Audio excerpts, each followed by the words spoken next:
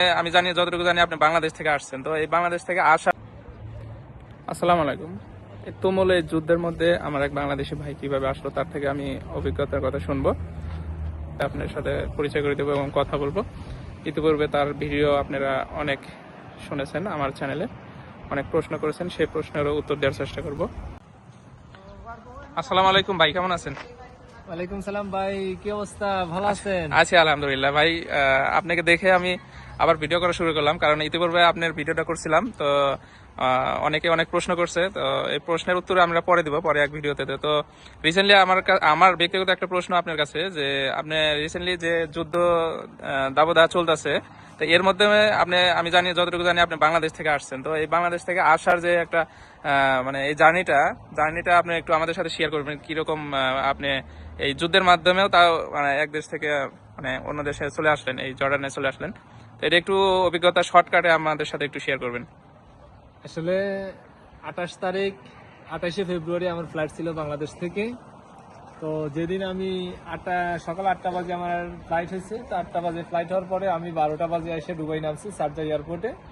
তো Sharjah airport থেকে যখন আমাদের আবার আম্মানের উদ্দেশ্যে ফ্লাইট দিবে, মানে 10 মিনিট আগে, 20-25 মিনিট আগেই তা হঠাৎ করে বললো যে আপনারা একটু বসেন, ফ্লাইট এখন হবে না। যখন বললো ফ্লাইট হবে না, তখন তো একটু টেনশন লাগলো, কি হইলো পরে তারা বলতেছে না, কিন্তু ধীরে ধীরে শুনলাম যে যুদ্ধ শুরু হয়েছে। তো এরপরে আসলে মানে অনেক কষ্ট হয়েছে বলতে, এয়ারপোর্টের মধ্যে প্রায় 22-23 ঘন্টা খুব মানে চেষ্টা করছি আসার জন্য, কিন্তু কোনোভাবেই সম্ভব হচ্ছিল না, যে মানে কোনো ফ্লাইটই দিতে পারতেছিল না তারা।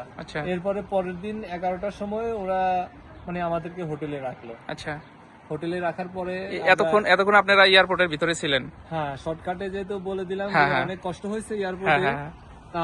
এই 11 মানে প্রায় 22-23 ঘন্টা এয়ারপোর্টের মধ্যে ছিলাম। চেষ্টা করছিলাম অনেক ভাবেই আসার, মানে কিন্তু আসতে পারলাম না। আচ্ছা, এরপরে আমাদেরকে হোটেলে রাখা হলো। হোটেলে রাখার পরে হোটেলের আশেপাশে দুই একটা মিসাইল ড্রোন পড়ছে, মানে দুবাইয়ের এয়ারফোর্স ভূপাতিত করছে আর কি। ওগুলা হোটেলের আশেপাশে পড়ছে, এগুলা ব্যাপারটা আসলে নিজের চোখে যেটা না দেখলে বোঝা যায় না, ব্যাপারটা খুবই ভয়ঙ্কর ছিল। তো আলহামদুলিল্লাহ, উপর আল্লাহর অশেষ রহমত যে আল্লাহ তাআলা। হোটেলে কয়দিন থাকলেন পরে? হোটেলে আমাদেরকে 8 দিন রাখছে। 8 দিন রাখার পরে আমাদের বলে দিয়েছিল লাস্টে যে আমাদের আর ফ্লাইট হবে না, আমাদেরকে বাংলাদেশ ব্যাক রিটার্ন করতে হবে, রিটার্ন যেতে হবে। তো এরপরে কি হলো যে রাতে 10টার সময় বলছিল যে পরের দিন বাংলাদেশে পাঠাবে। তো রাত 2টার সময় একটা সুসংবাদ আসলো যে কালকে একটা ফ্লাইট আছে, ওই ফ্লাইটে আপনাদের মানে আম্মান পাঠানো হবে। তো ব্যাপারটা শুনে খুবই ভালো লাগছিল। পরের দিন আবার ফ্লাইট দিছিল, দেওয়ার পরে তাতেও অনেক ঝামেলা হয়েছিল, কিন্তু আল্লাহর অশেষ রহমত যে এসে পৌঁছেছি আম্মান। যাই হোক, এই যে যুদ্ধের মধ্যে যে সুস্থভাবে সুস্থ শরীরে আসছেন, তো এটা আমারও অনেক ভালো লাগলো আপনার থেকে গল্পটা শুনে।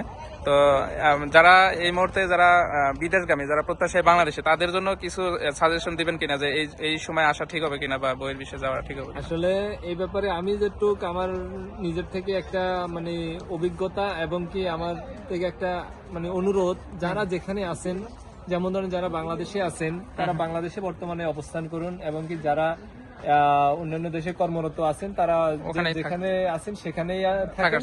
কেননা এখন বর্তমানে এই যে ফ্লাইটের শিডিউল ঠিক নাই, আপনাদের ফ্লাইট দিবে কিন্তু আবার এয়ারপোর্টে এসে বসে থাকবেন। তো এর চাইতে আপনারা একটা যখন নির্দিষ্ট একটা সময় আসবে যে সবকিছু স্বাভাবিক হয়েছে, আপনারা তখনই ঘর থেকে রওনা করে দিবেন। আচ্ছা, অসংখ্য ধন্যবাদ। পরবর্তী কোনো এক সময় আবার একটা ভিডিও বানাবো আপনাকে নিয়ে। ঠিক আছে, আপনাকে ধন্যবাদ, এবং কি দর্শক যারা ভিডিওগুলো দেখবে তাদেরকে অসংখ্য ধন্যবাদ। আসসালামু আলাইকুম। ওয়ালাইকুম আসসালাম।